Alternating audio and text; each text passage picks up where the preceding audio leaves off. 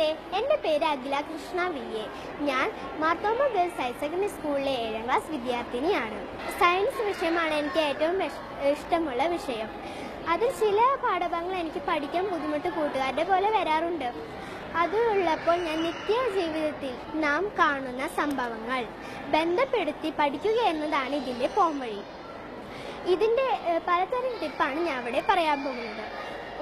പരീക്ഷയ്ക്ക് വരാൻ പോകുന്ന what is conduction, what is radiation, what is convection എന്നതിൻ്റെ ടിപ്സാണ് ഞാനിവിടെ പറയാൻ പോകുന്നത്.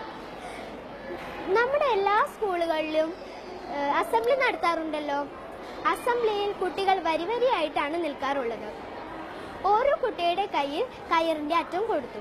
അങ്ങനെ കയറിൻ്റെ അറ്റം മാറി മാറി മാറി ലാസ്റ്റത്തെ കുട്ടിയുടെ കയ്യിൽ എത്തുന്നു. അപ്പോൾ അവിടെ എന്താണ് സംഭവിച്ചത്?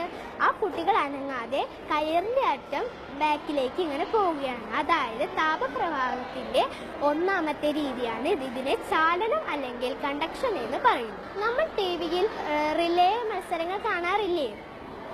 ആ മത്സരത്തിൽ എങ്ങനെയാണ്? ഒരു ഗ്രൂപ്പിൽ 4 കുട്ടികൾ ഉണ്ടാകും. ഒരു കുട്ടിയുടെ കയ്യിൽ ബാറ്റൺ എടുത്ത് ആ കുട്ടി ഓടുമ്പോൾ ഒരു നിശ്ചിത പോയിന്റ് എത്തുമ്പോൾ അത് മറ്റൊരു കുട്ടിക്ക് കൈമാറുന്നു. അങ്ങനെ ആ ടീമിലെ എല്ലാ കുട്ടികൾക്കും കൈമാറി ലാസ്റ്റത്തെ ഒരു കുട്ടിയുടെ എത്തുന്നു. അപ്പം നമുക്ക് അവിടെ നിന്ന് എന്താണ് മനസ്സിലാകുന്നത്? കുട്ടികളും അനങ്ങുന്നുണ്ട്, ബാറ്റണും അനങ്ങുന്നുണ്ട്. അപ്പോൾ താപപ്രവാഹത്തിൻ്റെ രണ്ടാമത്തെ രീതിയാണ് അതിനെ പ്രവാഹം അല്ലെങ്കിൽ കൺവെക്ഷൻ എന്ന് പറയുന്നു. ഒരു സിനിമയിൽ 2 വ്യക്തികൾ തമ്മിലാണല്ലോ യുദ്ധങ്ങൾ നടക്കാറുള്ളത്. വെടിയുണ്ട വെച്ചിട്ടാണ് യുദ്ധങ്ങൾ നടക്കാറുള്ളത്. വെടിയുണ്ട വിടുമ്പോൾ അതിൻ്റെ ആ ഡയറക്ഷൻ ഒരാളുടെ മേത്ത് ഇങ്ങനെ തറയ്ക്കുമ്പോൾ ആ തറയ്ക്കുന്നത് വരെ ഒരു മീഡിയത്തിലാണ് പോകുന്നത്. അപ്പോൾ അതിനെ റേഡിയേഷൻ എന്ന് പറയുന്നു. എല്ലാ കൂട്ടുകാർക്കും എൻ്റെ ടിപ്സ് ഇഷ്ടമായെന്ന് വിചാരിക്കുന്നു.